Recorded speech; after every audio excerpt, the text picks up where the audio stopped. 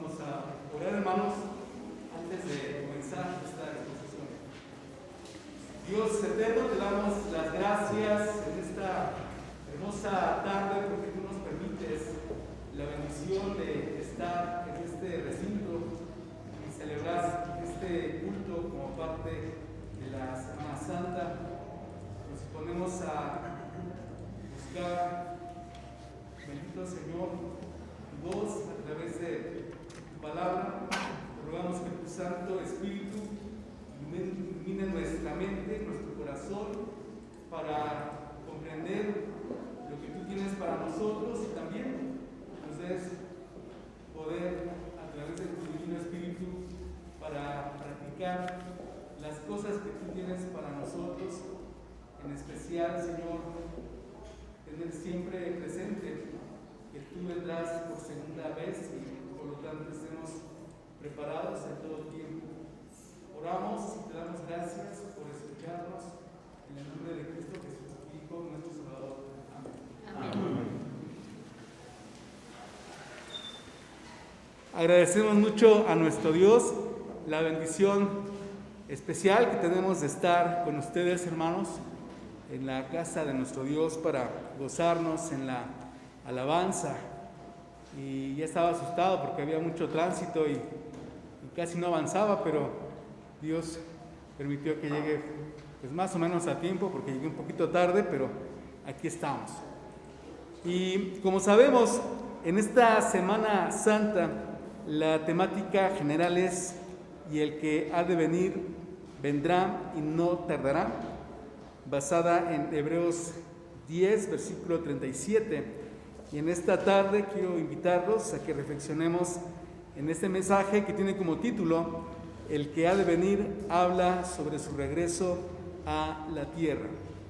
Y vamos a basarnos en el Evangelio de Marcos, en su capítulo 13, pero no se espanten, hermanos, porque si hacemos un estudio exhaustivo de este capítulo, pues no salimos, yo pienso que en todo el año, tendríamos que quedarnos aquí para mucho tiempo porque es un pasaje vasto. Y bueno, en realidad el propósito con el cual quiero que veamos este mensaje, este asunto, es más bien devocional. Yo quisiera que fuéramos versículo tras versículo, pero por el tiempo no es posible, tampoco quiero que se me duerman. Entonces, quiero que abordemos este asunto bajo tres aspectos. El primero de ellos consiste en la causa. ¿Por qué el Señor habló a sus discípulos acerca de este tema? Luego haremos mención, en segundo lugar, un poco acerca de la descripción que Jesús hizo acerca de su segunda venida. Y por último, hablaremos acerca del propósito. ¿Por qué el Señor quiso que sus discípulos y nosotros también sepamos acerca de este tema? Así es que comencemos. El que ha de venir habla sobre su regreso a la tierra y pensemos en la causa.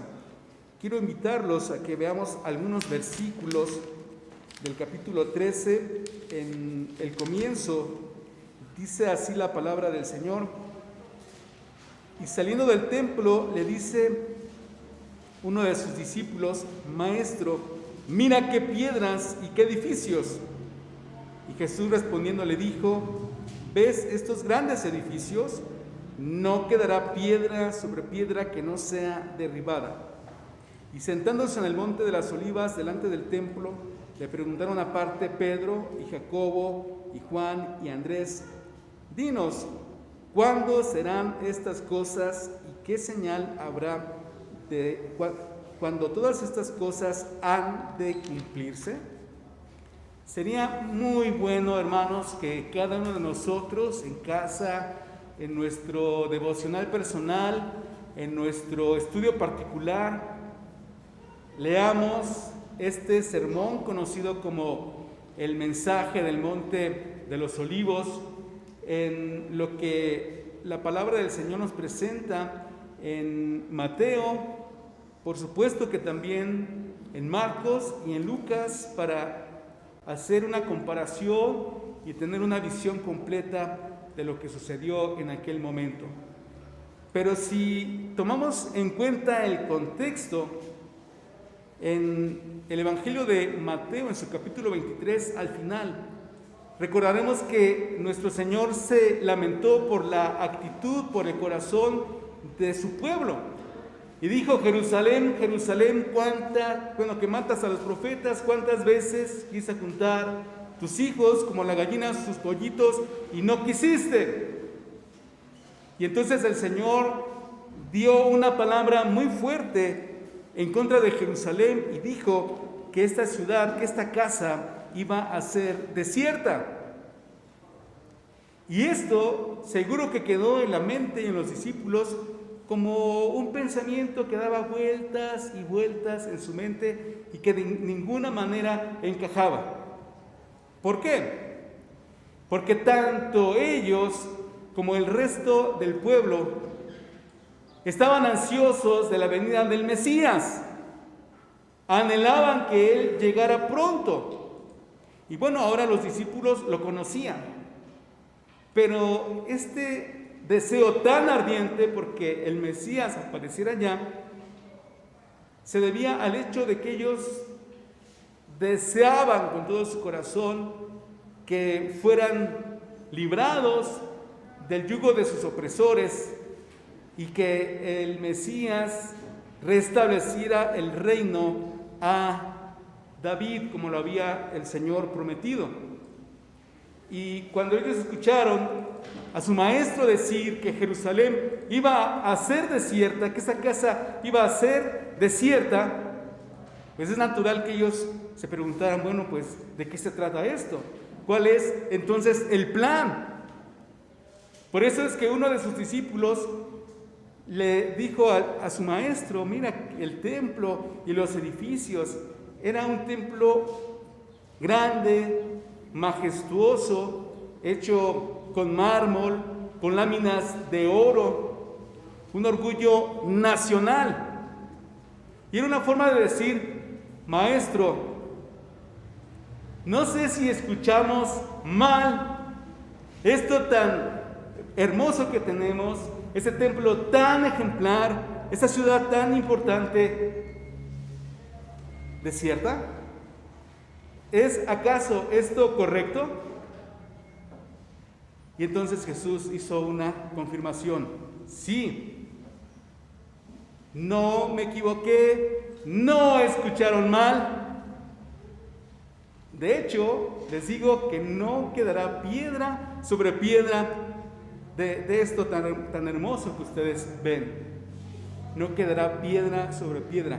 Una declaración por demás impactante, porque nos dicen los historiadores que ese templo estaba formado de piedras que medían más o menos 12 metros por 6. ¿Qué tendría que pasar para que un templo construido con piedras de esas dimensiones fuera destruido al punto que no quedara piedra sobre piedra? ¿Qué clase de catástrofe habría de ocurrir? Pero lo que el Señor quería que sus discípulos entendieran es que su reino ya había sido establecido. No era un asunto de que el reino estaba por restablecerse, sino el reino del Señor Jesús ya había sido establecido. Nada más que no en la forma como ellos habían malinterpretado. Porque ¿quién es el reino del Señor Jesús? Por supuesto, sus escogidos, los creyentes en Él, los redimidos. En ese sentido, usted y su servidor somos el reino del Señor. Somos el reino de Cristo. Él es nuestra cabeza, Él es nuestro Rey. Y los discípulos tenían que entender esto. Incluso recordemos que Juan, uno de los discípulos o creyentes del Señor, muy importante, el más grande de los profetas, aun cuando él había dicho acerca de Jesús: he aquí el Cordero de Dios que quita el pecado del mundo. Cuando estaba en la prisión, mandó a preguntar a Jesús si él era el Mesías o continuaban en espera. Porque Juan el Bautista tenía un estilo de vida pues apartado del bullicio, de mucha consagración, y esto no quiere decir que Cristo no estuviera en santidad, pero el Señor tenía un ministerio, una forma de ministrar distinta. El Señor convivía con la gente, iba a fiestas, a reuniones, tenía muchas invitaciones, algo que contrastaba con Juan, y de alguna manera el Bautista le manda a decir al Señor: si eres tú, ¿qué esperas? ¿Por qué no estableces el reino? ¿Por qué te la pasas en fiestas y en convivencias? Es momento de establecer el reino. Y el Señor manda a decir a Juan a través de sus discípulos, en otras palabras: díganle que el reino está establecido, nada más que no es como lo han esperado. Ese es un reino en el que los milagros ocurren, los leprosos son limpiados, los ciegos ven, los cojos andan. Ese es un reino distinto, es un reino espiritual, en donde la gente que en un reino común quedaría fuera, aquí tienen entrada, porque a los pobres es anunciado el Evangelio. Ese es un reino en el que la muerte no tiene poder, porque aquí los muertos son resucitados. Y sí, voy a establecer un reino en la tierra, pero no ahora. Vendrá tiempo cuando yo venga otra vez, y entonces sí, establezca un reino aquí en la tierra, como ustedes lo han visualizado. Aquí tenemos la causa, una mala interpretación que los discípulos tenían acerca del reino. Ya estaba establecido, pero era un reino espiritual. Y eso lo podemos confirmar porque más adelante, cuando el Señor estuvo ante Pilato y le preguntó si él era el rey, pues el Señor, entre otras cosas, respondió, ¿verdad?, que pues es que su reino no era de este mundo. De lo contrario, pues pelearía y ¿para qué le aguantarían sus enemigos? Para nada. Y nosotros debemos estar muy contentos, muy agradecidos, hermanos, de ser parte de este gran reino. Nosotros que éramos leprosos en lo espiritual y hemos sido lavados. Nosotros que estábamos ciegos y ahora tenemos la luz de Cristo. Que estábamos muertos y hemos resucitado a través de la obra del Espíritu Santo y tenemos vida en Cristo. Nosotros que muy seguro nunca habríamos sido seleccionados por ningún rey, porque somos, en lo general, y no quiero ofender a nadie, pero en lo general somos personas comunes. Pero Jesús tuvo misericordia de nosotros y nos ha hecho parte de su reino, la iglesia. Y tenemos a Jesús como nuestra cabeza y nuestro rey. Y esto nos lleva al segundo punto, a la segunda consideración. Entonces Jesús hizo una descripción tanto de su segunda venida como de las cosas que van a ocurrir antes de que Él venga por segunda vez, de tal manera que los creyentes en Él no seamos engañados. Porque el Señor dijo: muchos vendrán y muchos dirán que ya está aquí el Señor, que ha vuelto.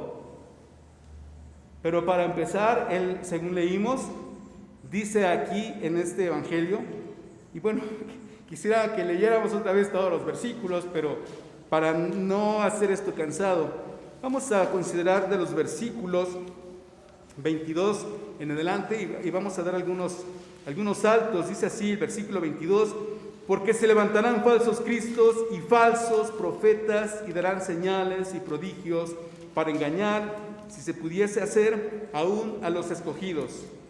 Mas vosotros mirad, os lo he dicho antes todo. Pero en aquellos días, después de aquella aflicción, el sol se oscurecerá y la luna no dará su resplandor, y las estrellas caerán del cielo y las virtudes que están en los cielos serán conmovidas. entonces verán al Hijo del Hombre que vendrá en las nubes con mucha potestad y gloria. Y entonces enviará a sus ángeles y juntará a sus escogidos de los cuatro vientos, desde el cabo de la tierra hasta el cabo del cielo. Y luego dice el versículo 31, el cielo y la tierra pasarán, mas mis palabras no pasarán, pero de aquel día y de la hora nadie sabe, de unos ángeles que están en el cielo, ni el Hijo, sino el Padre. Nosotros, hermanos, sobre todo en este tiempo, somos dados a poner una nota en el calendario, en la agenda, acerca del día y de la hora de cada uno de los eventos. ¿No es cierto? Por ejemplo, la mesa directiva de la congregación hace muchos días me hizo favor de invitar para estar con ustedes. Ya tiene días. Entonces puse en la agenda miércoles a tal hora y ahí lo tenía presente. Y de veras que me viene con anticipación, pero pues no contaba con exceso de tránsito. Pero ninguno de nosotros, hermanos, ni nadie puede poner en la agenda, ni de este año, ni del próximo, ni de ninguno, Cristo vendrá por segunda vez en este día y a esta hora. Claro que Dios tiene un plan eterno y Él sabe cuándo va a ocurrir esto, pero ha puesto un velo para que nosotros no conozcamos el tiempo de este gran acontecimiento. Y de esto se aprovechan muchos, como lo dijo el Señor, para decir: he aquí, ya vino, aquí está. Y todos nosotros somos testigos como a lo largo de la historia de la iglesia, no solo se han levantado falsos cristos que dicen, pues yo soy el Señor Jesús, sino falsos cristos en el sentido de que dicen que ya están de vuelta, que han venido por segunda vez. Y entonces, para que no seamos engañados, Jesús describe algunas señales, algunas cosas que van a suceder antes de que Él venga por segunda vez a la tierra. Por ejemplo, leímos que se levantarán muchas personas que dirán: yo soy el Cristo. Sucederán guerras y rumores de ellas. Se levantará nación contra nación y reino contra reino. La palabra describe en un pasaje paralelo. ¿Qué significa esto? Bueno, que no solo de un país habrá conflicto contra otro, sino que la gente de la misma nación se levantará contra ella. Y nosotros podemos corroborar esto. No estamos en guerra. Nuestro país no tiene un conflicto bélico con otra nación, pero hay tantos muertos como si estuviéramos en guerra por la violencia. Jesús habló de esto: terremotos, hambres, persecución, maldad. La abominación descrita por Daniel, gran tribulación. El sol se va a oscurecer, la luna no dará su resplandor, van a acontecer fenómenos tremendos en el espacio sideral. Y cuando estas señales tengan lugar, entonces el Hijo del Hombre, nuestro Señor Jesucristo, vendrá por segunda vez en las nubes. Dicen algunos que no nubes comunes, nubes de gloria como la Shekinah en el Antiguo Testamento. Vendrá por segunda vez hasta la tierra y juntará a sus escogidos. Y vendrá a juzgar el pecado, la maldad y hasta a establecer el reino prometido a David. Ahora, hay una cosa en la que quiero invitarlos a que pensemos. ¿Por qué esta diferencia de la segunda venida del Señor Jesús con la primera? Porque estas cosas no sucedieron cuando Él vino a la primera vez. Es verdad que el pueblo de Israel pasó por diferentes circunstancias, bajo el dominio de varias potencias mundiales, y que esto fue muy difícil para el pueblo escogido. Pero no hubo una serie de terremotos, no se oscureció el sol ni la luna, ni tampoco sucedió la desolación anunciada por Daniel, ni tampoco ocurrieron catástrofes en el espacio sideral. Porque cuando Cristo venga por segunda vez, sí. ¿Por qué esta diferencia?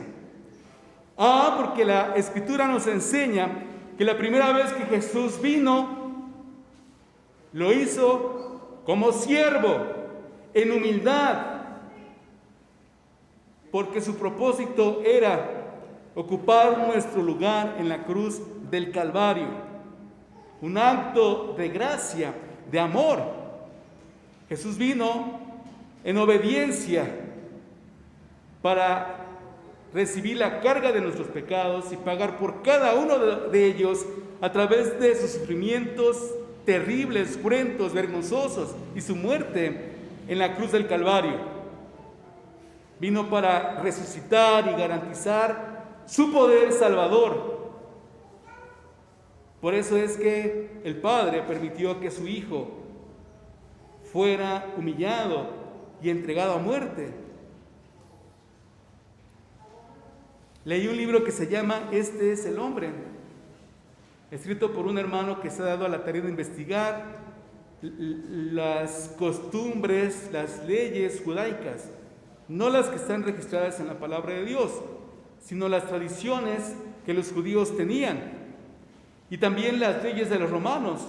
Y este hermano comenta, no existía ninguna razón, y eso lo sabemos, pero el hermano dice, no existía ninguna razón para que Jesús, el Hijo de Dios, fuera muerto. La ley mosaica lo defendía. Las tradiciones hebreas también lo defendían. Aunque no era ciudadano romano, el derecho romano debió defenderlo. Pero estas cosas no fueron suficientes para defender a Jesús. Él al final fue condenado y muerto en un madero.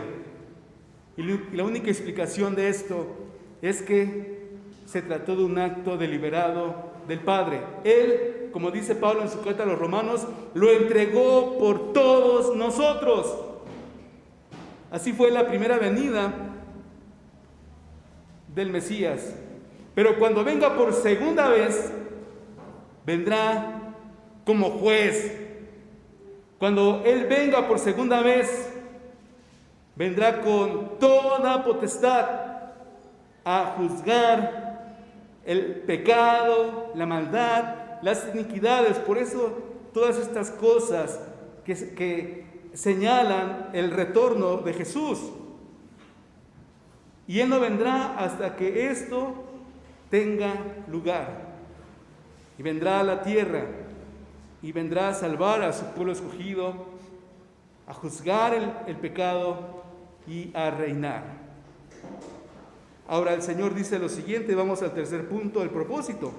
Dice el versículo 33 en adelante: mirad, velad y orad, porque no sabéis cuándo será el tiempo. Como el hombre que partiéndose lejos dejó su casa y dio facultad a sus siervos, a cada uno su obra, y al portero mandó que velase. Velad pues, porque no sabéis cuándo el Señor de la casa vendrá, si a la tarde, o a la medianoche, o al canto del gallo, o a la mañana, porque cuando viniere de repente no os halle durmiendo. Y las cosas que a vosotros digo, a todos las digo, velad. Estoy seguro, hermanos, que todos nosotros, porque yo sé que esta es una iglesia, una congregación de hermanos muy estudiosos, ¿no es cierto? Y son ustedes todos muy inteligentes además. Y yo sé que ustedes saben, por su estudio, por el que han leído la palabra de Dios y conocen el contexto de las Escrituras respecto a este pasaje y saben muchas otras cosas acerca de la segunda venida de nuestro Señor Jesús. Y sé que ustedes conocen que cuando Cristo venga por segunda vez a la tierra, no lo hará solo. ¿Quién vendrá con Él? Por supuesto, nosotros. Nosotros vendremos con el Señor y vendremos con Él a reinar según Él lo ha prometido. Vendremos con el Señor. ¿Por qué entonces, hermanos, Él anticipa este mensaje? Si de cualquier manera nosotros vendremos con Él. ¿Por qué nos dice que debemos velar si nosotros vendremos con Él? ¿Por qué razón? Bueno, porque antes de esto, como lo enseña nuestro Dios, nuestro Señor Jesucristo también lo habló y lo mostró a través de los apóstoles. Antes Él vendrá a las nubes y Él vendrá por su iglesia. Y esto, según las Escrituras, es un acontecimiento inminente, es decir, puede ocurrir en cualquier momento, hoy mismo, en esta misma noche. Jesús puede venir por su iglesia, por los suyos, vendrá a las nubes. Y ya después, con su iglesia, que haya arrebatado y glorificado, vendrá por segunda vez a la tierra. Y por esa razón el Señor Jesús da este mensaje. Este es uno de los propósitos, para que estemos preparados, porque dice la palabra que vendrá como ladrón en la noche. El ladrón no avisa, ¿cierto? Pues ya sería el colmo que el ladrón nos deje un letrero ahí en nuestro zaguán. Llego por ahí de las 3 de la mañana para que me tengas café y galletas y no te hagan nada más. No, ¿verdad? Llega de manera sorpresiva. Bueno, así vendrá Cristo por su iglesia. Y la mejor manera de prepararnos, la mejor manera de estar listos para cuando Cristo venga a las nubes por los suyos, es a través del arrepentimiento de pecados y la fe en Jesús. Cuando yo era pequeño, hermanos, este pasaje me causaba conflicto, porque yo leía que el Señor dice, velad y orad, y yo me imaginaba que la vida del cristiano es de tal manera que un cristiano, un creyente en Cristo, no debe dormir o debe tener un sueño ligero. Así como que uno se va a la cama y está uno pendiente, así con un ojo abierto por si el Señor viene, no sé, que nos agarre en un sueño profundo y no escuchemos su voz. Yo decía, pues esto está muy complicado porque ya estuvo que no voy a dormir. Pero no. También dice la Biblia que el Señor, ¿qué le da a sus amados? Sueño, ¿verdad? Es una bendición del Señor, el descanso. Que llegamos a la cama y no sepamos nada hasta el siguiente día. La forma de prepararnos es a través del reconocimiento de que somos pecadores, pedir perdón a Dios por nuestras maldades y decir a Jesús, gracias Señor por venir a este mundo, por morir por mí en el Calvario. Yo debía estar allí, pero tú quisiste sufrir todo el castigo que yo merecía. Creo en ti como mi Salvador. Ven a mi corazón, te recibo aquí, quédate a vivir conmigo. Y entonces, si cuando Cristo venga estamos despiertos o estamos bien dormidos, estaremos listos para escuchar su retorno y seremos llevados por el Señor a su gloria. No importa si estamos en el trabajo o en el descanso, aquí o en alguna otra parte del mundo, Cristo vendrá por nosotros. Por otra parte, Jesús dio este mensaje para que nosotros tengamos la certeza de su carácter mesiánico, de que el Señor Jesucristo, en quien nosotros creemos como el Mesías, que el Señor Jesús, en quien nosotros creemos como el Cristo, como el Mesías, en verdad lo es. Comenté el domingo que hace mucho tiempo, en un culto de fortaleza espiritual que el Señor llamó a su presencia a una hermana, conocí a un pastor ya grande, de muchos años, y entre otras cosas, pues él me aconsejó y me dijo: mira, lo importante es que tú permanezcas firme en tu fe. Porque déjame platicarte que hace pocos días me reuní con fulano de tal, mi compañero de seminario, mi compañero de ministerio, un pastor viejo también. ¿Tú crees lo que me vino a decir? Mientras tomaba los alimentos me dijo: a veces me pregunto si todo lo que predicamos es verdad.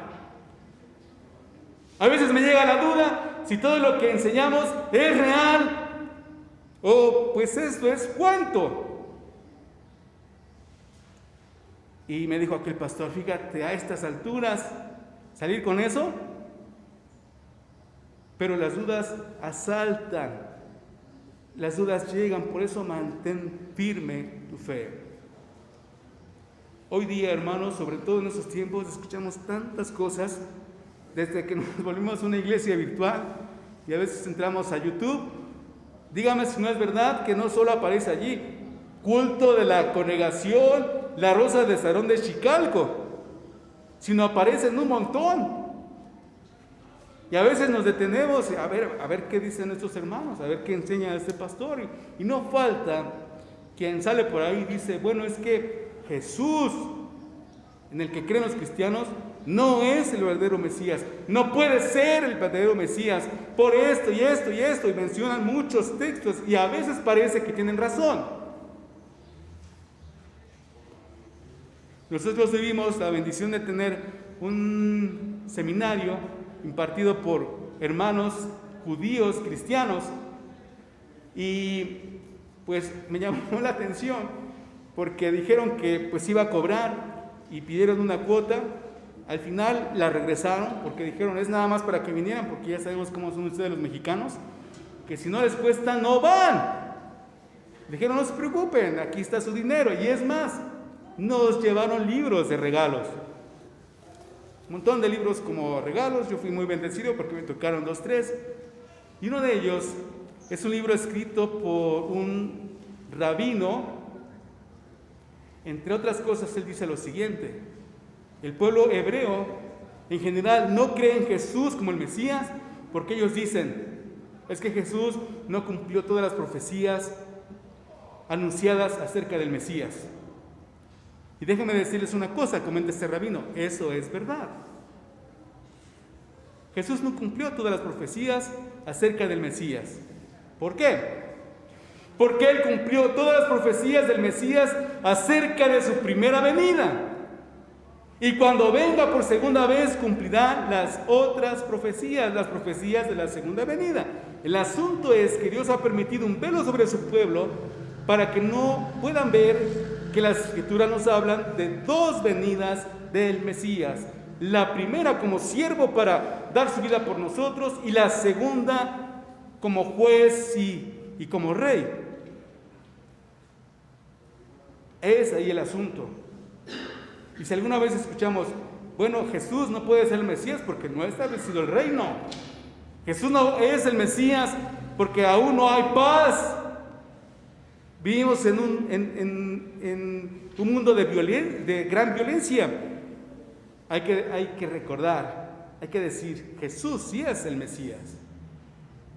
Y es verdad, hay profecías pendientes que Él cumplirá cuando venga por segunda vez. Entonces, esta enseñanza de Cristo es para confirmar su carácter mesiánico, que sepamos que Él va a venir por segunda vez y cumplirá las otras profecías. En su primera venida, dicen los estudiosos que Él cumplió más de 300 profecías. Y las que están pendientes se van a verificar también al pie de la letra cuando venga por segunda vez. Y en tercer lugar, el propósito de este mensaje es mostrarnos el amor del Señor a nosotros. ¿A quién le contamos nosotros nuestros planes? Pues no se lo decimos a quien está con nosotros en el viaje, ahí en el metro, o en el tren ligero, o en el metrobús. Pero sí lo hacemos con nuestros seres amados, con nuestros amigos. Y Jesús dijo, bueno, que somos sus siervos, pero que Él no nos va a llamar siervos, sino sus amigos. Y que por esta razón Él nos va a decir lo que Él va a hacer. Es un acto del amor del Señor que Él nos anuncia las cosas que va a llevar a cabo. En conclusión, hermanos, Jesús habló de su segunda venida y Él lo hará. Nosotros en este tiempo actual somos testigos de cómo las cosas que Jesús dijo que iban a pasar acontecen. Y sí nos lamentamos y nos duelen y oramos por las circunstancias que enfrentamos en el mundo. Pero por otra parte, estas cosas que suceden frente a nuestros ojos confirman nuestra fe, porque sabemos que Cristo ha cumplido su palabra y está más cerca, está muy cercano. Y entonces la encomienda es que velemos, no que no durmamos bien en la noche, sino que estemos cuidadosos de tener a Cristo en nuestro corazón, que seamos diligentes en las cosas del Señor, porque lo ideal es que cuando Él venga primero a las nubes, nos halle lo mejor posible, nos halle como buenos obreros, y que no permitamos que ninguna duda acerca del regreso del Señor a las nubes por su iglesia o acerca de su segunda venida a la tierra se arraigue en nuestro corazón. Sobre todo en estos tiempos, hermanos. Hace años esto era un mensaje, digamos, que podíamos oír entre el círculo evangélico. Pero yo quiero retarlos a una cosa.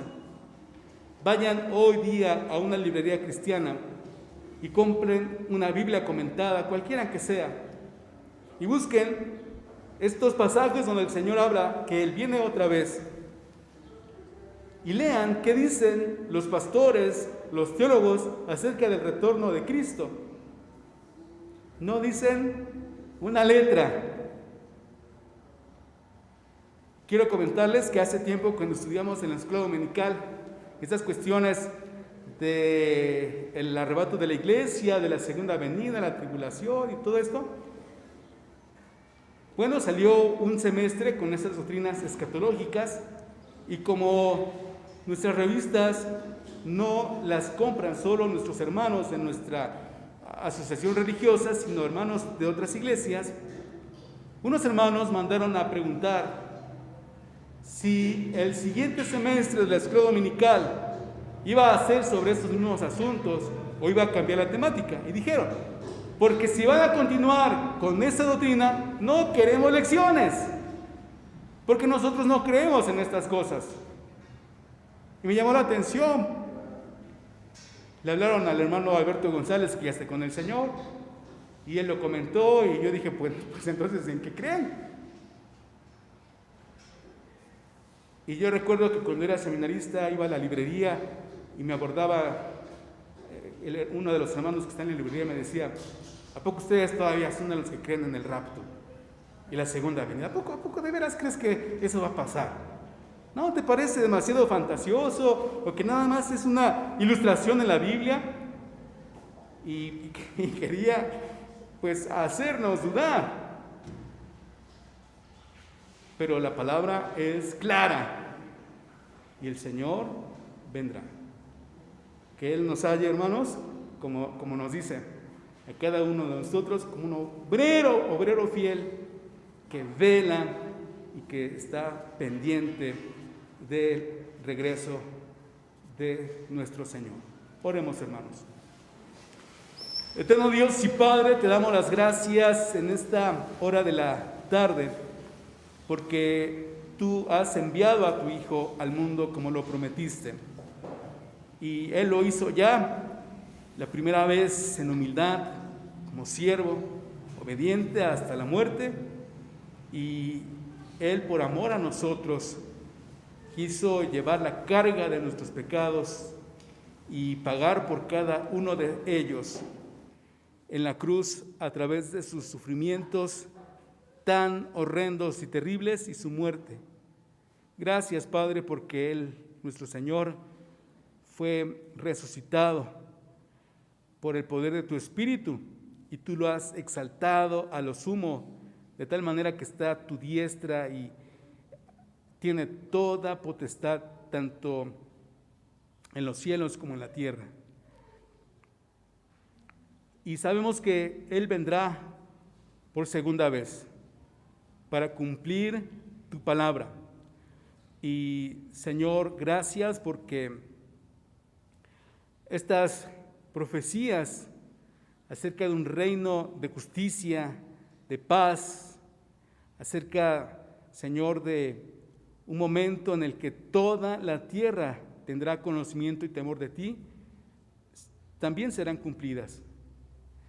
De tal manera, Señor, que te pedimos que tú confirmes nuestra fe, de modo que no dudemos, que estemos ciertos de esa doctrina y que nuestra fe se traduzca en una actitud de servicio, de adoración y también, Padre, en un corazón que vele siempre, que cuide de la vida espiritual, de nuestra relación contigo y también que se interese porque más personas conozcan este mensaje y estén preparados para cuando Cristo venga. Señor, te pedimos que escuches nuestra oración y por favor tú la contestes con tu gran amor, ya que acudimos a ti no en nuestro nombre propio, sino en el nombre de Cristo Jesús, nuestro bendito Señor, nuestro Salvador, nuestro Rey y Dios. Amén.